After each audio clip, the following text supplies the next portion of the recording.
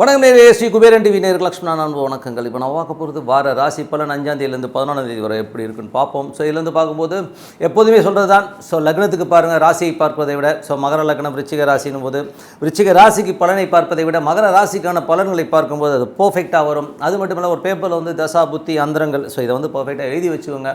எழுதி வச்சுட்டு ஸோ அதையும் வந்து சிங்க் பண்ணி பார்க்கும்போது ரொம்ப பர்ஃபெக்டாக இருக்குங்கிறது தான் உண்மையான விஷயம். ஸோ கண்டிப்பாக உங்களுக்கு வந்து இது பழக்கத்தை கொண்டீங்கன்னா நீங்கள் வந்து நல்ல ஒரு 90% அந்த பலன்களை நீங்கள் பார்க்கலாம். அதுக்கப்புறம் பார்த்தோம்னா ஏற்கனவே நம்ம சொன்ன மாதிரி வந்து குரு ராகுடைய இணைவு அதை பற்றி நிறைய பேசியிருக்கோம். ஸோ குரு ராகுன்றது வந்து பார்த்திங்கன்னா இப்போ நியரஸ்ட் டிகிரி குருவும் ராகு மீட் ஆகிற இந்த நேரத்தில் பார்த்திங்கன்னா ஒரு பெரிய ரயில் விபத்து மோதன் ஒரு 500 பேருக்கு மேலே இறந்துருக்காங்கன்னும் போது எவ்வளோ கொடூரமானோ, அதுவும் விசாக நட்சத்திரம் குருவுடைய நட்சத்திரத்துக்கு அன்றைக்கி நடந்திருக்கு. ஸோ எவ்வளோ ஒரு பேத்தட்டிக்கான விஷயம் பாருங்கள். ஸோ அதனால் வந்து அந்த குரு ராகு இணைவு வந்து 10ஆம் தேதி வரை இருக்குது. யாராருக்கெல்லாம் குரு திசை புத்தி அந்தரம் நடக்குதோ, ராகு திசை புத்தி அந்தரம் நடக்குதோ, அவங்களாம் கொஞ்சம் 10ஆம் தேதி ரொம்ப கேர்ஃபுல்லாக இருக்கணும். வண்டி வாகனம் ஓட்டும் போதும் கொஞ்சம் வந்து ஜாகிரதையாக இருக்க வேண்டிய ஒரு காலகட்டம் தாங்க. ஸோ அதுக்கப்புறம் இந்த வீடியோட எண்டில் டிப் ஆஃப் த வீக் இருக்குது, மறக்காமல் பாருங்கள். ரிஷபராசி. ஸோ ரிஷபராசிக்கு வந்து சுக்கிரன் வந்து ஒரு 3ல் வந்து செவ்வாய் சுக்கிரனோட இருக்கிறது வந்து பார்த்திங்கன்னா தேவையில்லாத சின்ன சின்ன சந்தேகங்கள் வருவதற்கான வாய்ப்பெல்லாம் இருக்குது. வேலை செய்கிற இடங்களில் ரொம்ப கவனமாக இருக்கணும். கடன் கொடுக்கல் வாங்கல் சம்மந்தமான விஷயங்களில் வந்து ரொம்ப ரொம்ப ஜாக்கிரதையாக இருக்க வேண்டிய ஒரு காலகட்டம். 3ஆம் இடம்ங்கிறது சந்தேகம். ஸோ அதனால் வந்து சுக்கிரன் செவ்வாய் அங்கே இருக்கும்பொழுது கணவன் மனைவிக்கு நடுவில் சின்ன சின்ன சந்தேகங்கள் ஏற்பட்டு அதனால் மனத்துக்குள்ளே ஒரு சின்ன சின்ன மன காயங்கள் ஏற்படுவதற்கான வாய்ப்பு ரொம்ப ரொம்ப கவனமாக இருக்க வேண்டிய ஒரு காலகட்டம். ஸோ கொஞ்சம் பார்த்து நடந்துங்க. உங்களுக்கு ராசியிலே வந்து 2ஆம் அதிபதி இருக்கும்போது குடும்பம் சார்ந்த விஷயங்களுக்கு நிறைய மெனக்கடல் பண்ணுவீங்க. ஸோ அதே மாதிரி குழந்தைகள் விஷயங்கள் வந்து ரொம்ப ஸ்ரத்தை எடுத்து ஒரு பெரிய லெவலில் பசங்க சாதிக்கணுங்கிற லெவலெல்லாம் ரொம்ப திங்க் பண்ணுவீங்க. எல்லாமே ரொம்ப ப்ளஸ்ஸாக இருக்கும். பசங்களுக்கு நடுவில் இருக்கிற உங்களுக்கு குழந்தைகளும் இருக்கிற ஒரு சின்ன சின்ன கேப்ஸ் கூட இப்போ ஒரு நல்ல பாச பிணைப்பாக இணைவதற்கான வாய்ப்புலாம் ரொம்ப சிறப்பாக இருக்குது. ஸோ இது யாருக்கு நடக்கும் அப்படின்னும் போது ரிஷப லக்னமாக இருந்து புதன் திசை புத்தி அந்தரம் நடக்கும், மேஜராக நடக்கும். மற்றவங்களும் நடக்கும், பட் அவங்களுக்கு நிறைய நடக்கும் அப்படி தான் எடுத்துக்கிட்டோம். ஸோ மற்றபடி வந்து 3ஆம் இடத்துல இருக்கிற சுக்கிரன் செவ்வாய். ஸோ சுக்கிரன் செவ்வாய் வந்து பார்த்திங்கன்னா உங்களுக்கு செவ்வாய் நீச்சமாக இருக்கும்பொழுது அது சுக்கிரன் இணைவோடு இருக்கும்போது கொஞ்சம் இல்லீகல் அஃபேர் அந்த மாதிரி விஷயங்களை ஈடுபடுகிற முறையில்லா காமம்னு சொல்லுவோம். ஸோ அந்த மாதிரி விஷயங்களை யாராவது ஈடுபடுறதா இருந்தால் ரொம்ப ஜாகிரதையாக இருங்க. ஏன்னா அதனால் வந்து உங்களுக்கு ஒரு அவமானங்கள் ஏற்படுவதற்கான வாய்ப்பு ரொம்ப கவனமாக இருக்க வேண்டிய ஒரு காலகட்டங்கள் தான். மற்றபடி வந்து பார்த்திங்கன்னா 4ஆம் அதிபதியான சூரியன் வந்து உங்களுக்கு ராசியிலே இருக்கிறது வந்து நல்ல விஷயம் தான். ஸோ இது மாதிரி வீடு வாகனங்கள் வாங்கணும்னு நினச்சிட்டு உங்கள் வீடு வாகனங்கள் வாங்குவதற்கான வாய்ப்புலாம் ரொம்ப சிறப்பாக இருக்குது. இதில் வந்து என்ன பியூட்டினா, ரொம்ப நாளாக வந்து ஹவுசிங் லோன் கேட்டிருந்தாங்கன்னா ஹவுசிங் லோன் கிடைக்கிறதுக்கான வாய்ப்பும் ரொம்ப அருமையாக இருக்குது. ஸோ தாயார் இதுவரை வந்து உங்களுக்கு உங்கள் அம்மாவுக்கு ஏதாவது சண்டை நடந்திருக்கு, அம்மா பேசாமல் இருக்காங்கன்னா இப்போ வந்து அவங்க வந்து பேசுவதற்கான வாய்ப்புலாம் ரொம்ப சிறப்பாக இருக்குது. இது யாருக்கு ரொம்ப மேஜராக நடக்கும்போது ரிஷப லக்னமாக இருந்து சூரிய திசை புத்தி அந்தரம் நடக்கிறவங்க மேஜராக நடக்குங்க. ஸோ மற்றபடி வந்து 5ஆம் அதிபதி புதன் வந்து ராசியிலே இருக்கும்போது குழந்தைகளுக்கு உங்களுக்கும் நல்ல ஈடுபாடு இருக்கும். குழந்தைகளுக்காக நிறைய செய்வீங்க, நிறைய செலவு செய்வதற்கான வாய்ப்புலாம் ரொம்ப சிறப்பாக இருக்குது. மற்றபடி வந்து பார்த்திங்கன்னா உங்களுக்கு 6ஆம் அதிபதி சுக்கிரன் வந்து பார்த்திங்கன்னா உங்களுக்கு வந்து 3ல் இருக்கும்போது கொஞ்சம் வேலை செய்கிற இடங்களில் ரொம்ப கவனமாக இருக்கணும். தேவையில்லாத ஒரு மனக்குழப்பங்கள் பக்கத்தில் இருக்கிறவங்க வந்து நம்மளை போட்டு கொடுப்பதற்கான வாய்ப்பு இருக்கணும். ரொம்ப கவனமாக இருக்க வேண்டிய ஒரு காலகட்டம். வேலை செய்கிற இடத்துல வந்து ஆண் பெண்கள் ஃப்ரெண்ட்ஷிப்பாக பழகிறேன்னு சொல்லிட்டு ஏதாச்சும் நீங்கள் வெள்ளந்தியாக பேச போய் அதனால் சின்ன அவமானங்கள் வருவதற்கான வாய்ப்பு ரொம்ப ரொம்ப கவனமாக இருக்க வேண்டிய ஒரு காலகட்டம் தான். மற்றபடி 8ஆம் அதிபதியான குரு. ஸோ உங்களுக்கு 8ஆம் தேதி குரு வந்து பார்த்திங்கன்னா உங்களுக்கு 12ல் குரு ராகு இருக்கும்போது கொஞ்சம் கவனமாக இருக்க வேண்டிய காலகட்டங்கள் தான். ஸோ யாருக்கெல்லாம் வந்து பார்த்திங்கன்னா ரிஷப லக்னமாக இருந்து குரு தேசை புத்தி அந்தரம் நடக்குதோ, ராகு தேசை புத்தி அந்தரம் நடக்குதோ, அவங்க ரொம்ப கவனமாக இருக்க வேண்டிய ஒரு காலகட்டம். ஸோ ரொம்ப ரொம்ப கேர்ஃபுல்லாக இருங்க. ஏன்னா வந்து அதனால் வந்து நம்ம சின்ன சின்ன அவமானங்கள் பின்னாடி வந்து உங்களை பற்றி ஏதோ ஏளனமாகவும் அவமானத்திற்கான எல்லா விஷயமும் மற்றவங்க பண்ணுறதுக்கான வாய்ப்பு ரொம்ப கவனமாக இருக்கணும். அது மட்டும் இல்லாமல் வெளிநாட்டில் இருக்கவங்களுக்கு வந்து கொஞ்சம் கவனமாக இருக்கணும். ஏன்னா வந்து கொஞ்சம் வண்டி வாகனங்கள் ஓட்டுறதும் சரி, மற்றவர்கள்ட்ட பேசும்போதும் கொஞ்சம் கவனமாக இருக்க வேண்டிய ஒரு காலகட்டங்கள் தாங்க. மற்றபடி வந்து 9ஆம் அதிபதி 10ல் இருக்கிறதுனால வந்து அப்பா சம்மந்தமான விஷயங்கள் நல்ல லாபங்கள், நல்ல ஏற்றங்கள், நல்ல மாற்றங்கள்லாம் இருக்கும். அதே நேரத்தில் வந்து அப்பாவுக்கு உங்களுக்கு சின்ன சின்ன மன உளைச்சல்கள் இருக்கிறதுக்கான வாய்ப்பும் நிறைய இருக்குது. ஏன்னா அது ஒரு 9, 10 கொஞ்சம் வந்து அப்பா வந்து சின்ன சின்ன விஷயங்கள் சின்ன ஒரு காயங்களை ஏற்படுத்தினாலும் மற்றபடி ஏற்றங்கள் இருக்கான கண்டிப்பாக ஒரு நல்ல ஏற்றங்களை கொடுக்கும், நல்ல லாபங்களை கொடுப்பதற்கான வாய்ப்பு ரொம்ப சிறப்பாக இருக்குது. பிஸ்னஸ் விஸ்தரிப்புக்காக நிறைய பிரயாணங்கள் ஏற்படுவதற்கான வாய்ப்பும் நிறையவே இருக்குங்க. ஸோ 11ஆம் அதிபதி 12ல் இருக்கும்போது உங்களுக்கு வந்து என்ன ஒரு விஷயம்னா 11ஆம் அதிபதி 12ல் இருக்கும்போது என்ன மாதிரி வெளிநாடு பிரயாணங்கள் பண்ணும்போது கொஞ்சம் கவனமாக இருக்கணும். எந்த பிரயாணமாக இருந்தாலும் உங்களுக்கு உடைமைகளை வந்து கொஞ்சம் பர்ஃபெக்டாக வச்சுக்கிறது ரொம்ப ரொம்ப நல்ல. லாபங்கள் கிடைக்குமானா திடீர் லாபங்கள் கிடைக்குமானா லாபத்தை கருதி பொருள் இழப்பு ஏற்படுத்துவதற்கான வாய்ப்புகள் ரொம்ப கவனமாக இருக்கணும்.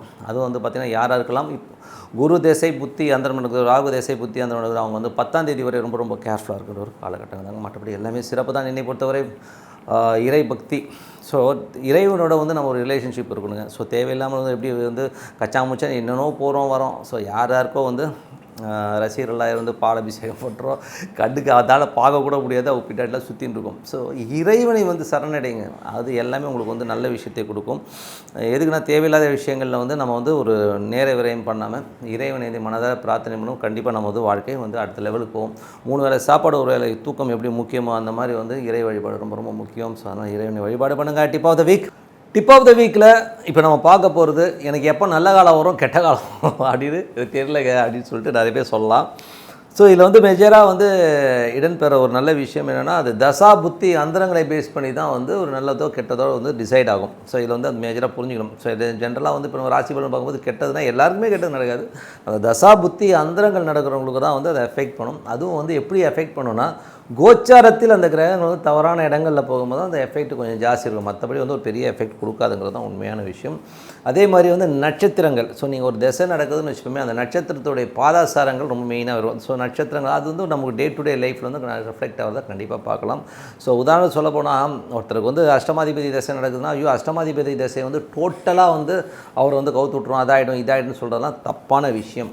ஏன்னா வந்து அஷ்டமாதிபதி உதாரணம் சொல்லணும்னா, ஒரு மகர லக்னமாக இருந்து ஒரு சூரிய திசை வருதுன்னா, எல்லாருமே சூரிய திசை மகர லக்னத்தில் வந்து தவறுதலாக ஒரு விஷயத்தை பண்ணுமானா பண்ணவே பண்ணாதுங்க. அப்படி கிடையவே கிடையாது. அது இருக்கிற பொசிஷன் பார்க்கணும். அது வந்து சப்போஸ் எங்கேயா மறைஞ்சது ஒரு 6லையோ இல்லை ஒரு 12லையோ மறையும் போது அது நல்ல யோகங்களை கொடுக்கறதுக்கான வாய்ப்புகள் இருக்குது. அதே நேரத்தில் வந்து சூரியன் வந்து சப்போஸ் உங்களுக்கு நல்ல ஒரு பாதாசாரத்தில் அமைஞ்சிருச்சு, நீங்கள் பாதாசாரங்கிறது இப்போ உதாரணம் சொல்ல போனோம்னா, சூரியன் வந்து ஒரு நல்ல ஒரு ஸ்டாரில் வந்து அமைஞ்சிருச்சுன்னா ரொம்ப பெரிய ஏற்றங்களை கொடுத்துரும். அதனால் வந்து நட்சத்திர பாதாசாரங்கள் இருக்குது. அதே மாதிரி சூரியன் வந்து பார்த்திங்கன்னா மாதத்திற்கு ஒரு முறை வந்து கோச்சாரத்தில் மாறிக்கிட்டே வரும். ஸோ அந்த மாதிரி மாறிக்கிட்டே வரும்போது பார்த்திங்கன்னா அந்த பலன்கள் வந்து அதுக்கு தகுந்த மாதிரி மாறிக்கிட்டு வருங்க. ஸோ கோச்சாரத்தில் நல்ல பலன்கள் வரும்போது நல்ல விஷயங்கள், அதாவது அந்த ஒரு கிரகம் வந்து நல்ல இடத்துக்கு போகும்போது நல்ல பலன்களை வாரியர், அது அஷ்டமாதிபதியாக இருக்கட்டும் யாராக இருந்தாலும் அது நல்ல இடங்களுக்கு போகும்போது நல்ல பலன்களையும், ஒரு தீமையான இடங்களுக்கு போகும்போது நமக்கு வந்து ஒரு நெகட்டிவான விஷயங்களை தான் பண்ணுதுங்கிறது தான் உண்மையான விஷயம். ஸோ அதனால தான் பார்த்திங்கன்னா நிறைய ஜோதிடர்கள் வந்து ஜாதகத்தை மட்டும் பார்க்காம நீங்கள் கோச்சாரத்தையும் வச்சு பார்ப்பாங்க. ஸோ அதனால் அன்றைய இப்போ உதாரணம் சொல்ல போனோம்னா, இப்போ நடந்த இன்சிடென்ட்ஸ் பார்த்திங்கன்னா, இப்போ விபத்து நடந்தது, இப்போ ட்ரெயின் விபத்து நடந்தது பார்த்திங்கன்னா கோச்சாரம் பியூர்லி அது கோச்சாரத்தில் சம்மந்தப்பட்டதான். நீங்கள் வேணால் பாருங்கள், குரு ராகு போகும்போது முதலே சொன்னோம், குரு ராகு ஒன்றா பயணிக்கிற காலகட்டங்களில் நிறைய பிரச்சனைகள், ஒரு டென்ஷன் ஸ்ட்ரெஸ் வரும். அது எப்போ வரும், அதாவது அந்த இன்சிடெண்ட் வந்து எப்போ நடக்கணும் போது நட்சத்திரம் சம்மந்தப்படுது. விசாக நட்சத்திரங்கிறது குருவுடைய நட்சத்திரம். அந்த விசாக நட்சத்திரம் வர அன்றைக்கி பார்த்திங்கன்னா அந்த குரு ராகு ஒன்றா ட்ராவல் ஆகும்போது அந்த ஆக்சிடென்ட். ஸோ என்றைக்குமே ஒரு விஷயம் நடக்கணும்னா கோச்சாரம் வந்து சப்போர்ட் பண்ணால் தான் அந்த விஷயத்தை கொண்டு வரும். என்ன தான் பெரிய பெரிய யோகங்கள் இருந்தாலும், அந்த யோகங்கள் பெருசாக இருந்தாலும் அந்த நமக்கு கைக்கு வர்றது பார்த்திங்கன்னா அந்த கோச்சாரம் நல்ல ஒரு இடத்துல, ஒரு 11ஆம் இடத்துலையோ நல்ல இடங்களில் அமையும் போதோ, ஒரு திரிகோணத்துலையோ உள்ள கேந்திரத்துலையோ அமையும் போது அந்த பலன்கள் வந்து நமக்கு ஒரு சூப்பராக அமைஞ்சிருங்க. ஸோ அதே நேரத்தில் வந்து தீய இடம்னா 6, 8, 12 அமையும் போது கொஞ்சம் வந்து நமக்கு வந்து அந்த ஸ்ட்ரகிளை கொடுக்குங்கிறது தான் உண்மையான விஷயம். ஸோ இதை மிங்கிள் பண்ணி பார்க்கணும். அது மட்டும் இல்லை, இன்னொரு அடுத்த விஷயம்னா வர்க்க சக்கரம்னு ஒன்று இருக்குது. ஸோ ஒரு கிரகம் வந்து எல்லா இடத்துலையும் தப்பாக இருக்குமானா எல்லா இடத்துலையும் தப்பாக இருக்காது. ஏன்னா ஜென்ரலாக ஜோசியம் பார்க்குறவங்க வந்து ஐயோ அஷ்டமாதிபதி தசை அதுன்னு பயமுறுத்தணும், அப்படிலாம் கிடையாது. ஒவ்வொரு வர்க்கத்துக்கும் லக்னமும் மாறும். ஸோ இப்போ உதாரணத்துக்கு சொல்ல போனால், ஒருத்தர் வந்து அப்பா கிட்ட பழகிறது ஒரு மாதிரி இருப்பார், அம்மா கிட்ட பழகிறது வேறு மாதிரி இருப்பார், அதே வெளியில் ஃப்ரெண்ட்ஸுங்கிட்ட இருக்கும்போது வேறு மாதிரி இருப்பார், வேலை செய்கிற இடங்களில் வேறு மாதிரி. ஸோ ஒவ்வொரு இடங்களுக்கு மாறிக்கிட்டு இருக்கார் இல்லையா, அதை வந்து இந்த வர்க்க சக்கரங்கள் வந்து பர்ஃபெக்டாக சொல்லும். ஸோ அதனால் வந்து ஜென்ரலாக ஒருத்தர் வந்து இந்த திசை நடக்குது நீ இப்படி இருப்ப அப்படி இப்படின்னு சொல்லிட்டாங்கன்னா நம்பாதீங்க. கோச்சாரம் கொடுத்தால் அது உங்களுக்கு ரிசல்ட் பர்ஃபெக்டாக வருங்கிறது தான் உண்மை. அதில் வந்து நிறைய வந்து கிளைகள் இருக்குது. ஸோ அதெல்லாம் வந்து பேஸ் பண்ணி பார்த்து நீங்கள் இது எடுத்துக்கோங்க. ஜென்ரலாக வந்து உனக்கு 8ல் இருக்குன்னு சொல்லி ஒருத்தர் டீக்ரேட் பண்ணார்னா அதை எடுத்துக்கிட்டு ஓரமாக உட்காந்து அழுகுறதை விட்டுட்டு நல்ல விஷயங்கள் நடக்கும். நிறைய முயற்சிகள் பண்ணுங்கள். எப்பேற்பட்ட தோஷங்களோ எப்பேற்பட்ட விஷயங்கள் இருந்தாலும் மனதார பிரார்த்தனை பண்ணுறதை விட்டுறாதீங்க. அதனால திருப்பி எது சொல்லணும்னா, பிரார்த்தனைக்கு நிகர் வேறு எதுவுமே. லட்சக்கணக்கில் வந்து நீங்கள் என்ன தான் பரிகாரம் பண்ணாலும் பிரார்த்தனை ரொம்ப ரொம்ப அவசியங்க. ஸோ மனதார வந்து இறைவனை சரணடைஞ்சு நீங்கள் பிரார்த்தனை பண்ணிங்கன்னா உங்களுடைய ரிசல்ட் வந்து அடுத்த லெவலில் பெரிய லெவலில் இருக்குங்கிறது தான் உண்மை. ஸோ அது வந்து எப்படின்னா, நீங்கள் வந்து உடனே நான் இன்றைக்கி பிரார்த்தனை பண்ணேன் எனக்கு நாளைக்கே ரிசல்ட் வேணும் அப்படின்னா அப்படிலாம் ஆகாது. ஸோ எதுவுமே இல்லாமல் நான் உங்ககிட்ட சரணடைஞ்சு நீ தான் பார்த்துக்கணும்னு சொல்லிட்டு டெய்லி அப்படியே பிரார்த்தனை பண்ணிட்டு வாங்க. கொஞ்சம் கொஞ்சமாக அதுக்கான வெளிச்சங்கள் தெரியும். உங்களுக்கு இருள் விலகி ஒளிமயமான நல்ல வாழ்க்கை அமையும் சொல்லிட்டு உங்களிடம் விடைபெறுவது உங்கள் லக்ஷ்மி நாராயணன். நன்றி, வணக்கம். ஸ்ரீ குபேரன் டிவியை பார்த்தமைக்கு நன்றிகள். மேலும் இது போன்ற தகவல்களை தெரிந்து கொள்ள ஸ்ரீ குபேரன் டிவியை சப்ஸ்கிரைப் செய்யுங்கள். மறக்காமல் பெல் ஐக்கானை கிளிக் செய்யுங்கள்.